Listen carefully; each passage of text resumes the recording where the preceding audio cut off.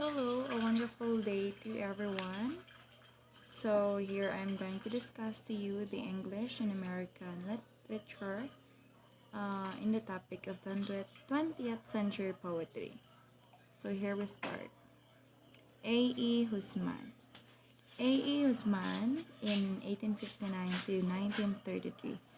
Uh, he is also known as Alfred Edward Husman. Husman was born in England, the eldest of seven children. His mother died on his 12th birthday, and he was raised during the American Civil War and the English Boer War. He also saw World War I, and Husman was shy. He is shy and quiet. Next. He was a brilliant student attending Oxford University. Unfortunately, Hosman did not complete part of his coursework and was forced to leave Oxford in disgrace. Hosman did not enjoy traditional study methods, so he did not fail because of lack of skill, but instead he was very embarrassed by the situation. So Husman worked as a clerk, studying Latin and publishing work on his own. He translated and wrote from Greek and Latin poetry. Soon his reputation as a Latin scholar earned him the position as a professor of Latin at Cambridge, where he taught until he died. So, Shropshire Lad included 63 poems and introduced the public to his man's personal poetry and deep emotions. So his work or ang iyang poetry is entitled Shropshire Lad. Husman died at the age of 77, and his ashes are buried in Shropshire, known as classical scholar during his lifetime. Husman's grave at St. Lawrence Church in Ludlow. Husman is best known today for his poetry. Husman loved fine things, including good food. He loved to travel in airplanes and so on. Husman's work is known for its melancholy and somber tone. Many believe that this was due to his mother's death and death he witnessed during the war. His most frequently used themes are death and passing of youth and the idealization of military life. So, now Husman works is very influenced by those situations that has happened already, that he already experienced, like passing of death, like for example lang isang ang natabo sa iyang mother, and also the youth that was involved in those world war that had happened, and he was also experienced, and idealizations of a military life. So pass to another poet, which is William Butler Yeats. He is a famous Irish poet, a dramatist, and one of the pioneers of the literary world in 20th century. He was also a member of the Irish Senate and served it for 2 terms. His contribution to the English literature is as high as that to his native, the Irish literature, where he is remembered for his role in reviving the literature. So this is William Butler Yeats. So in 1923, Yeats was awarded the honorary Nobel Prize in Literature Making. Amo ni siya ang poet laureate. Yeah, making him the first Irishman to be honored with the award. So he is the first Irishman which is having the award. An Irish national poet, yes, poet laureate in Nobel Prize in 1923, as what I have said earlier. And he is a modernist poet, the leader of Irish literary movement, a good friend of Rabindranath Tagore. William Butler Yeats was born on June 13, 1865 in Dublin, Ireland. His father was John Butler Yeats, a portrait artist, and his mother was Susan Mary Pollux Finn, daughter of a wealthy family from County Sligo. So, iyang mother is a very wealthy, come from a wealthy family. He learns from his mother, and he was sent to Godolphin at his primary school, I mean. And in high school, he was sent to Erasmus Smith High School.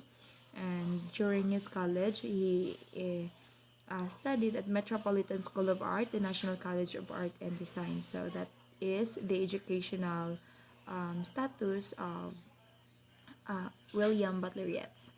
So in 1889, Yeats met Maud Gonne, a poet, feminist, and a fervent nationalist. He proposed marriage to her at least 3 times. So, nag-propose siya 3 times. And 1899, in 1901, and was rejected each time, which was probably a result of his lack of enthusiasm to contribute in revolutionary movement. So, nadulaan na siya gana. So, in 1903, Maud married a nationalist revolutionary Major McBride. So, the girl that he as, uh, aspired so much is already married to a revolutionary, which is Major McBride. Maud remained his inspiration, but then it remained as his inspiration and an immense impact on his life. So Lady Gregory helped in founding Abbey Theatre in Dublin. So this girl helped him to find a Abbey Theatre in Dublin. So on October 20, 1917, Yeats married a friend, George Hidless. A friend of him, he married a friend of him, and they have two children, a daughter Anne born in 1919, and son Michael born in 1921. Yeats wrote 2 poems, a prayer for her daughter and a prayer for her son, which is entitled A Prayer for My Daughter and A Prayer for My Son. And that is for his siblings. A vision book elucidating those 2 poems that he wrote is a vision of a book elucidating his philosophy and use of symbolism, which was already published in 1921. So his work and different stage of his work of life in theater. So the work of the poems that was already wrote by William Butler Yeats is first is Musada, a dramatic poem in 1980, The Wandering of Oisin in 1989, Responsibilities in 1916, The Tower in 1928, later poems in 1922, collected poems in 1949. In 1899, Yeats co-founded the Irish Literary Theatre in Dublin, and one of the first plays performed there was his Kathleen in Holohan, with Maud Gonne portraying the main characters. Abbey Theatre, which was also known as National Theatre of Ireland. So Abbey Theatre is also known as a National Theatre of Ireland. So to sum it up, in conclusion, it can be easily said that the autobiography of William Butler Yeats is vividly reflected in his poems. We find almost all cultures and tradition as well as history of Irish people in his poems. He was very attracted to his own culture and history. So all of his poems is ang inspiration is his culture and the history, which a very nationalist ni siya, a very tawag na arang very loved niyang iyang country or the culture that his country has. So he was very, that's why he is considered as the national poet of Ireland. So he is considered as that. At last, we may conclude by reciting the some unforgettable lines from his poem, A Prayer of Daughter. A ceremony is named for my name, for the rich horn, and customs for the spreading laurel tree. So, let's go through here in J.M. Synge. He was born as Edmond John Millington Synge on April 16, 1871 in Rathfarnham, Ireland. And his father died of smallpox in 1972. His 4 years of education at the classical and English school remained at home with private tutors. In 1888, began studying at Trinity College in Dublin. In 1889, began studying at the Royal Irish Academy of Music. In 1892, he graduates from Trinity with second-class honors. In 1895, travels to France to study at the Sorbonne. In 1897, he was briefly member of La Association Ireland ACE, or the Irish League. In Paris, in 1898, he was the first of five trips to Ireland. His first of five trips to Aran Islands. So he was most highly esteemed playwright of the Irish literary Renaissance.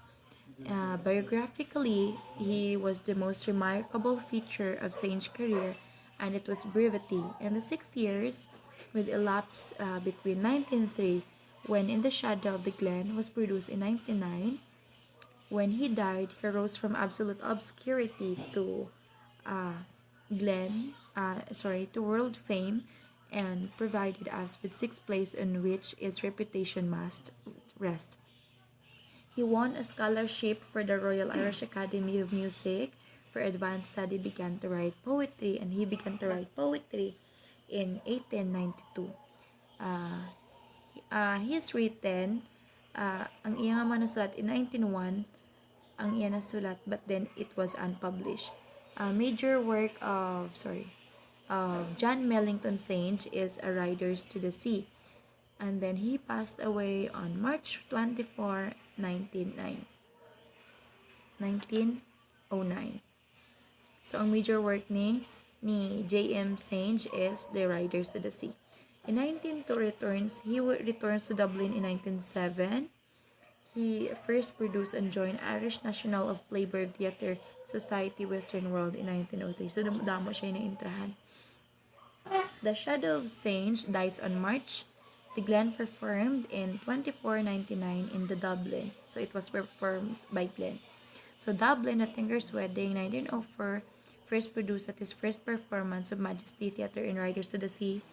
London in 1909, The Shadow of the Glens published in 1910. Deirdre of the Sorrows, first produced Abbey Theatre, founded at Abbey Theatre. So when we say the Aran Islands, it is set of three remote islands in the Atlantic Oceans of the west coast of Ireland. A harsh lifestyle based on creating a living from the ocean. So since James Synge, John Millington Synge has already a lot of works done, and it was already published on those different years that I've already said. So that's it for John Millington Synge, or Edmund John Millington Synge. So here we go with our final poet, Lord Dunsany. Lord Dunsany was born on July 24, 1878, and died on October 25, 1957. He was an Irish writer and dramatist. His full name was Edward John Morton Drax Plunkett, in 18th Baron Dunsany. So he has a long name. Lord Dunsany was educated at Eton College and Sandhurst. He served as an officer during the Boer War and World War I. So that time na experience man ni ang first